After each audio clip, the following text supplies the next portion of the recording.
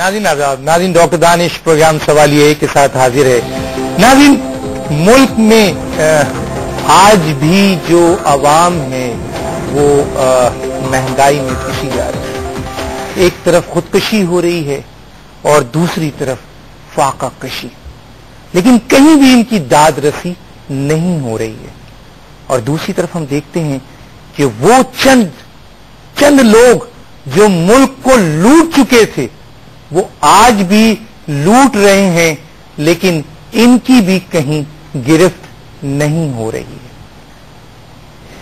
ऐसे मौके पे हुकूमत में मौजूद एक पार्टी के कायद ने एक खत चीफ जस्टिस ऑफ पाकिस्तान को लिखा और उन्होंने इल्तिजा की है चीफ जस्टिस ऑफ पाकिस्तान से कि खुदारा इन दोनों मसलों पे कि अवाम जो फाका कशी और खुदकशी में मुब्तला हो चुके हैं उनकी दाद रसी करें, आपसे उम्मीद है। और उन जालिमों को जो इस मुल्क को लूट रहे हैं उनको गिरफ्त में लाएं, इस पर बात करेंगे। और इस वक्त जो हमारे पास मेहमान हैं, आइए उनसे तारुफ कराते हैं। मेरे पहले मेहमान है जनाब हैदर अब्बास रिजवी साहब, डिप्टी पार्लिमानी लीडर मुत्तहदा कौमी मूवमेंट, आपको शुक्रिया कि आप तशरीफ लाए। मेरे दूसरे मेहमान है जनाब सईदुज़्ज़मा सिद्दीकी साहब, retired chief justice of Pakistan, आपसे शुक्रिया कि आप तशरीफ लाए। मेरे तीसरे मेहमान है जनाब इकबाल हैदर साहब, आप फॉर्मर लॉ मिनिस्टर, आपका शुक्रिया कि आप तशरीफ लाए। हैदर अब्बास रिजवी साहब, आपसे बात शुरू करते हैं और शुरू ये है कि मुत्तहदा कौमी मूवमेंट इस वक्त हुकूमत का हिस्सा है और आवाम के दादरसी करना, मसाइल हल करना, उनकी मसाइल को, प्रॉब्लम को हल करना हुकूमत की जिम्मेदारी है। फिर हुकूमत में रहते हुए सुप्रीम कोर्ट के चीफ जस्टिस से आपके कायद की ये रिक्वेस्ट क्यों, क्या कहेंगे? शुक्रिया डॉक्टर दानिश। एमक्यूएम यकीनन गवर्नमेंट का हिस्सा है, पिछली मर्तबा भी थी, और गवर्नमेंट का हिस्सा होने के साथ साथ जो हमारे पास अवाम के मसाइल को हल करने का जो सबसे बड़ा फोरम है वो पार्लियामेंट है। और पार्लियामेंट ही वो जगह है जहां से अवाम के मसाइल को हल करने की इब्तिदा की जाती है। जो लीडर ऑफ द हाउस हैं यानी वजीर आजम, उन तक अपनी बात पहुंचाई जाती है और फिर वो कोशिश करते हैं। आपने अगर कायदे तहरीक जनाब अल्ताफ हुसैन का खत पढ़ा हो तो उसमें बड़ी वजाहत और सराहत के साथ ये बात मौजूद है कि सन 71 से लेकर आज तक बेशुमार करप्ट सियासतदान, जागीरदार, वडेरे, करप्ट जर्नल्स, ब्यूरोक्रेट्स, न जाने कौन कौन है जो पाकिस्तान के खरबहार रुपए खा गया और फिर उसको राइट ऑफ भी करा लिया गया। अब बदकिस्मती यह है कि हमारी पार्लियामेंट में अक्सरियत उन लोगों की है कि जिनके फ्यूडल बैकग्राउंड्स हैं, जो खुद इस करप्शन में मुलव्विस रहे हैं कि उन्होंने करोड़हा और अरबहा रुपए के कर्जे लिए हैं मुख्तलिफ अदवार में बैंकों से और उनको माफ करा लिया है। पार्लियामेंट यहां तक मजबूर है कि बावजूद इसके कि इनडायरेक्ट टैक्सेशन की जद पे सिर्फ और सिर्फ गरीब आवाम आते हैं। हम इस पर तो बहस कर रहे हैं कि हम अपने टैक्स नेट को बढ़ाएं, मगर आज तक हम टैक्स नहीं लगा सके ज़राअत पर, जो कि डायरेक्ट जागीरदार और फ्यूडल्स के कब्जे में, आज तक नहीं लगा सके। जब भी एमक्यूएम ने आवाज उठाई वहां से फ्यूडल्स बैठे बैठे पार्लियामेंट में से हंगामा करने लगे और आज तक वो नाफिजुल अमल नहीं हो सका।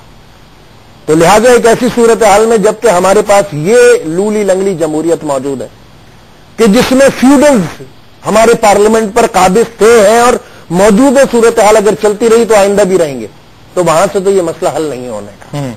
एक ऐसी सूरत हाल में जबकि सुप्रीम कोर्ट का इंस्टीट्यूशन एक ऐसा इंस्टीट्यूशन है कि जिसको अवाम के, पाकिस्तान में अवाम की ताईद भी हासिल है और यह मौका भी है कि जहां पर जिस तरीके से चीफ जस्टिस साहब जुर्रतमंदाना फैसले कर रहे हैं और पाकिस्तान जिन मुश्किलात से घिरा हुआ है, जो हैव और हैव नॉट फासला बढ़ता चला, आप समझते हैं कि जी सुप्रीम कोर्ट के चीफ जस्टिस इस मौजूदा माहौल में जबकि पार्लियामेंट में जागीरदार, वडेरे और वही करप्ट लोग मौजूद हैं, तो यहां से मसला हल हो सकता है। लेकिन एक सवाल तो है, करते हुए चलूं, और वो ये है कि आप हुकूमत में फिर क्यों हैं? फिर आपको एहतजाजन हुकूमत से बाहर भी आना चाहिए। मेरे भाई, जो सूरत हाल है, हम हुकूमत के हलीफ हैं, ہم حکومت نہیں ہیں.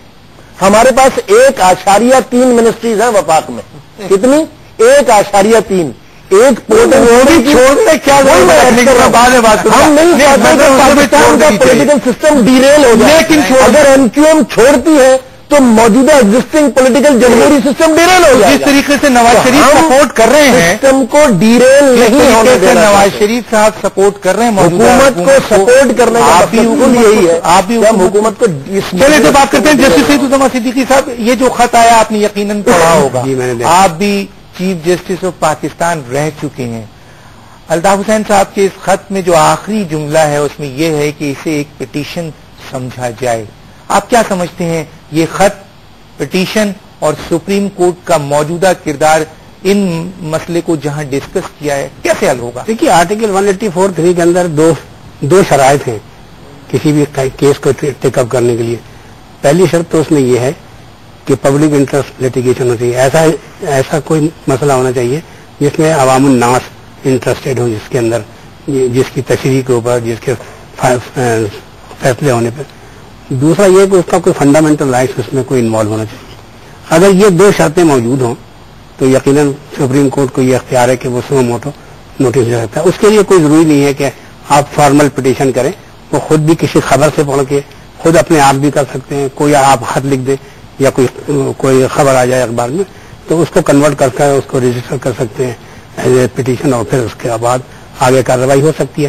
تو اب یہ مسئلہ جو اٹھایا ہے جس میں انہوں نے بہت سارے مسائل ہیں. اس میں کچھ پورشنس تو ایسے ہیں کہ خط کے جو کہ میں سمجھتا ہوں سیاسی مسائل ہیں.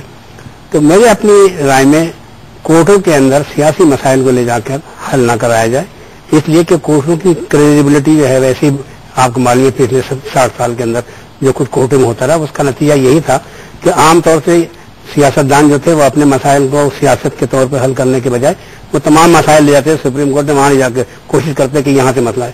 اب کوئی سیاسی مسئلہ جب بھی کورٹ ڈیسائیڈ کرتی ہے تو یقینی بات ہے اس میں کوئی ایک نہ ایک پارٹی جو ہے وہ ایگریڈ ہوتی ہے، پھر اس کے ریپرکشن بڑھتے ہیں، اور اس سے جو پیورلی کوشچنز کانسٹیٹیوشنل ہیں وہ لے جانا چاہیے میرے خیال سے سپریم کورٹ. اس خط میں تو زیادہ تر بیسک عوامی نیڈ کی بات کی ہے. ویسے تو سپریم کورٹ اور ہائی کورٹ کئی ایسے فیصلے دے رہی ہے جو پولیٹیکل فیصلے ہیں، لیکن اس دفعہ پہلی دفعہ جو ابھی کاربن ٹیکس پہ سپریم کورٹ نے ایکشن لیا اور اس کے بعد بجلی کی قیمت پہ ہوا، ماضی میں آپ سمجھتے ہیں کہ اس کو سپریم کورٹ نے نظر انداز کیا عوام کی بیسک پرابلمز